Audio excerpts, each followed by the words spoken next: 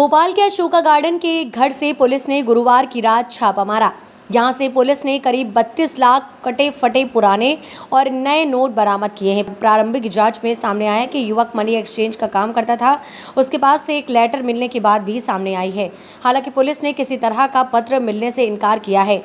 DCP Priyanka Shukla ने बताया कि मामले में रश्मि अग्रवाल दुबे के नेतृत्व में एक टीम अन्य एंगल से भी मामले की जांच कर रही थी। टीम ने रविवार सोमवार की दरमियानी रात कारोबारी के बैरागढ़ स्थित एक अन्य ठिकाने पर दबिश दी। यहां से पुलिस ने नोटों से भरे 6 और बैग बरामद किए। इन बैग से 40,11,400 रुपये और बरामद किए हैं। जिस मकान में दबिश देकर रकम बरामद की गई है वह कारोबारी कैलाश खत्री की बहन बताई जा रही है।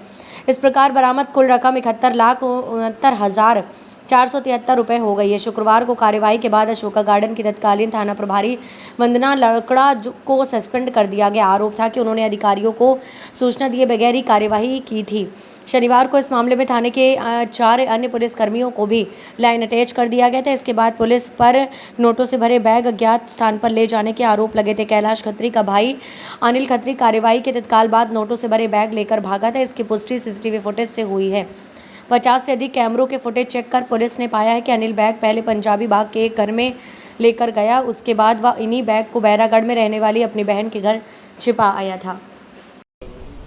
जैसा कि आप सभी को विदित है, दिनांक 9 मई को अशोका गार्डन थाना अंतर्गत पंतनगर में एक कैलाश खत्री निवास करते हैं, जिनके घर पे अशोका गार्डन के स्टाफ के द्वारा दबिश दी गई थी।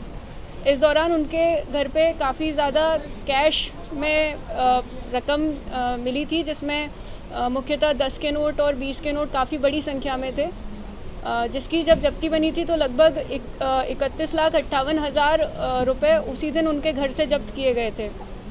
इसमें जिस पुलिस स्टाफ के द्वारा दबिश दी गई थी तो कुछ लापरवाहियाँ उनकी सामने आई थी, जिसमें दबिश के बाद जो गार्ड नहीं लगाई गई थी उस वजह से कैलाश खत्री की फैमिली को मौका मिला था कुछ पैसे वहाँ से खुर्द-बुर्द करने का।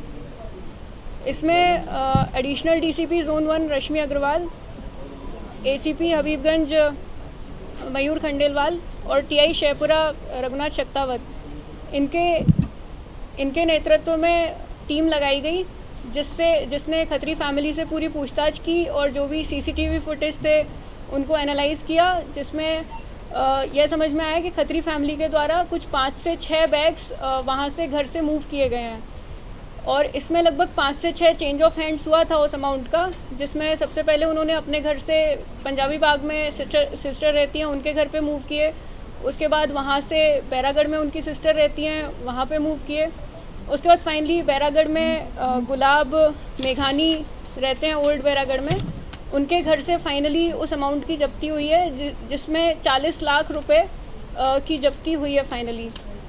इसमें जो 9 मई को सीज़ हुआ था उसकी जो सूचना है वह तभी इनकम टैक्स डिपार्टमेंट को दे दी गई थी और जो आज इसमें जब्ती हुई है 40 लाख रुपए की, उसकी सूचना भी इनकम टैक्स डिपार्टमेंट को दी जा रही है। लापरवाही को देखते हुए इसमें एक जो टाइम बाउंड इंक्वायरी जो ऑर्डर की गई है। पुलिस जवानों को भी अपराधी बनाया जाएगा। इसमें अभी कोई अपराध उनका नहीं समझा है, लापरवाही ज़रूर है और जो टाइम बाउंड इंक्वायरी ऑर्डर की गई है उसमें जो भी तथ्य आते हैं उनका फाइनेंशियल इरेगुलरिटी से रिलेटेड कोई आपराधिक रिकॉर्ड नहीं है।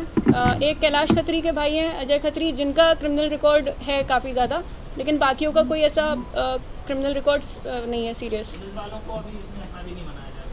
कहीं ना कहीं ऐसा नहीं लगता कि भाई सब इतने पुराने हैं, मैच्योर हैं और टीम जो है ऑलरेडी थाने के अंदर मैदानी पुलिस में कार्य कर रही है, सडन कोई मुखबिर सूचना दे और इतनी बड़ी राशि का कहीं होना पाया जाए और उसके बाद अपने आला अधिकारियों को सूचित ना किया जाए, कहीं ना कहीं पूरा पुलिस का प्लान तो नहीं लगता थाने स्तर पे कि लूट करनी है, पैसे निकालने हैं, गायब करवाने हैं। अब ये देखिए, यही लापरवाहियों को देख करके जो है सस्पेंशंस हुए हैं और एक टाइम बाउंड इंक्वायरी भी ऑर्डर की गई है। जो भी तथ्य आएंगे उस बेसिस पे कार्रवाई की जाएगी पुलिसकर्मियों के खिलाफ। इसमें जो है कुछ लापरवाहियाँ सामने आई थी टीम की, जिसमें सस्पेंशंस भी हुए हैं और उनके विरुद्ध एक टाइम बाउंड इंक्वायरी भी ऑर्डर की गई है, जो भी स्टाफ की लापरवाहियाँ सामने आई हैं।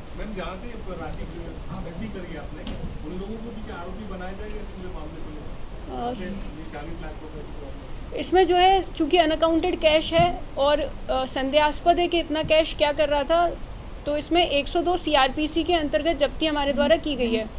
102 सीआरपीसी में इसमें हम भी जांच करेंगे और इनकम टैक्स डिपार्टमेंट भी जांच करेगा। यदि कोई अपराध का होना पाया जाता है तो इसमें एफआईआर दर्ज होगी और जो भी इसमें चेन में लोगों के नाम आए फिर उनको अपराधी उसमें माना जाएगा। मैडम शुरुआती जांच में आपने बताया 32 लाख रुपए की राशि जो है जब्त की गई थी, लेकिन 40